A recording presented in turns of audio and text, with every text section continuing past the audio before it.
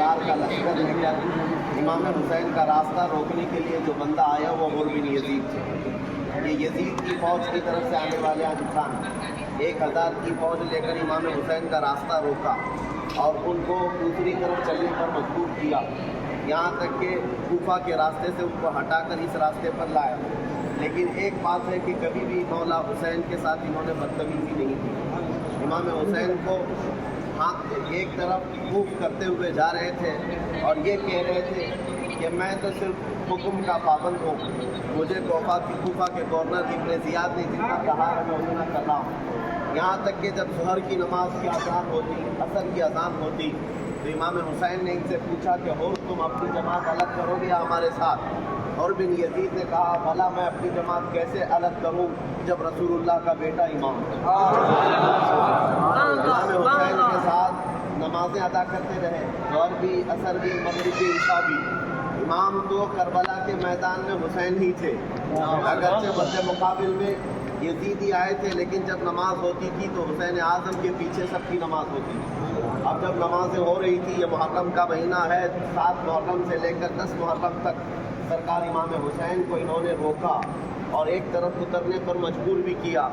और फिर इमाम हुसैन के पास आकर के इन्होंने कहा कि आप क्या चाहते हैं, कूफा की गवर्नरी खिलाफत? इमाम हुसैन ने इनको समझाया कि मैंने जो 3 बातें रखी हैं, या तो मुझे वापस मदीने जाने दो, या तो समंदर के किनारे कहीं जाने दो, या तो दिमश्क जाने दो, मैं अपना मामला तय करूं। लेकिन तीनों बातें मानने को तैयार थे।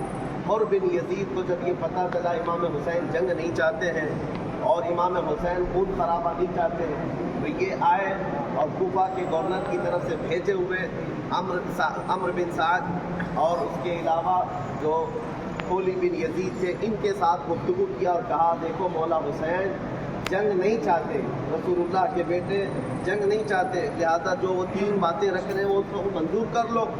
अम्र बिन साद और दीगर लोगों ने कहा कि हमको उनकी कोई शर्त मंजूर नहीं है। उमर बिन यजीद अगर तू उनकी सपोर्ट में आ रहा है, उनके सपोर्ट में उनकी हिमायत में बात कर रहा है, तो फिर तेरा भी हश्र बुरा हो सकता है। और बिन यजीद ने समझ लिया कि ये जंग न किसी खिलाफत की है, न ही कोई सियासत की है, ये तो हक़ व बातिल की जंग है। और बिन यजीद कहते हैं उस वक्त मुझे महसूस हो गया कि मुझे क्या फ़ैसला लेना चाहिए। अम्र बिन साद यजीदी गवर्नर, यजीदी सिपहसालार ने पूछा इनसे और तुम क्या चाहते हो? और बिन यजीद कहते हैं मैं एक तरफ जन्नत देख रहा हूँ, एक तरफ दोज़ख देख रहा हूँ, मैं दरमियान में खड़ा हूँ।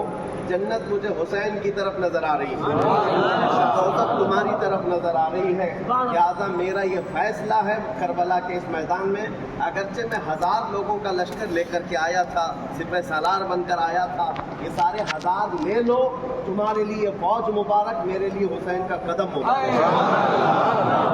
एक रात पहले की बात है, एक रात पहले की बात। अब जो अहम पॉइंट बताने की ज़रूरत है, यहाँ पर आए हुए हर सुन्नी का जज्बा ऐसा जवान होना चाहिए और ऐसी शुजात आनी चाहिए। हुसैनी होता कौन है मेरे अजीज़ों? और बिन यजीद एक रात पहले वो कीमा बदल लिया, यजीद की फौज से इधर आ गए और इमाम हुसैन के दरबार में जा कर के अर्ज़ करते हैं मुझसे खता हो गई, आपका रास्ता रोकने वाला मैं था, आपको इस जगह उतरने पर मजबूर करने वाला मैं था, लेकिन अब रब ताला ने मुझे हिदायत दी, मैंने साफ देख लिया है हक़ किधर है। या सय्यदी सरकार हुसैन आप मुझे अपनी गुलामी में कबूल फरमा लें। हज़रत इमाम हुसैन ने कहा और तेरे अगले पिछले तमाम चीज़ें माफ़ की जाती हैं, और ये लजपाल घराना है जहाँ जो आया जिस तरह से आया वो भर भर करके पाया है। कुरान से उनकी सखावत साबित है। दीदाने गिरामी उमर बिन यजीद को सरकार हुसैन ने अपनी गुलामी में कबूल किया, लेकिन जानते हो उमर बिन यजीद ने कहा मैं कसम खाता हूँ उस वक्त तक घोड़े से नहीं उतरूंगा जब तक आपकी तरफ से मैं कफ़ारा अदा न कर दूँ। रात भर घोड़े पर बैठे रहे, न ही वो उतर करके आराम किए, न खीमे में गए।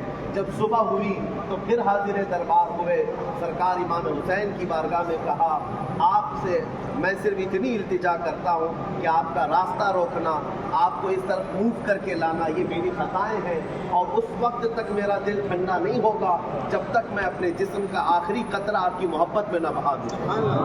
لہٰذا سب سے پہلے میدان میں اترنے کی اجازت مجھے دی جائے۔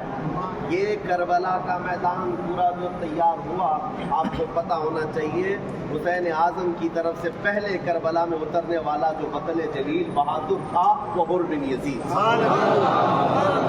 اب جو بات مجھے کہنی ہے، توجہ، جو اصل بات ہے جس کے لیے میں نے یہ واقعہ آپ کے سامنے رکھا، آپ کے ذہن کلک ہو جائیں اور پھر آپ سمجھ جائیں۔ حر بن یزید آئے، آپ کربلا کے داستانوں میں سنتے آئے ہیں، مولا حسین کے بچوں کو شہید کیا گیا، گھوڑے دوڑائے گئے، ساری چیزیں سنے، ان کی شہادتیں سنے ہیں، لیکن جانتے ہو یہ اس بہادر عظیم کی کارنامے جب یہ گھوڑے پر سوار ہو کر آئے تھے یزیدیوں سے ٹکر لینے کے لیے۔ میاں ایک آدمی کتنے لوگوں سے لڑ سکتا ہے؟ ایک آدمی تنہا کتنے لوگوں سے لڑ سکتا ہے؟ 1 سے 2 سے 4 سے، لیکن حر بن یزید نے 120 لوگوں کو مار گرایا تھا۔ 120 لوگوں کو مارا تھا۔ حر بن یزید، ایک مفسر شہیر نے کیا بہترین بات کہی، جو 1 رات پہلے حسینی بن کر کے آئے اس کی طاقت کا یہ حال ہے جو پیدائشی حسین ہو۔ 1 رات پہلے جو حسین کے سینے میں آیا اس کی طاقت کا حال یہ ہے، تو جو پیدائشی حسین ہو اس کی عظمت کا کیا کہنا، شجاعت کا کیا کہنا۔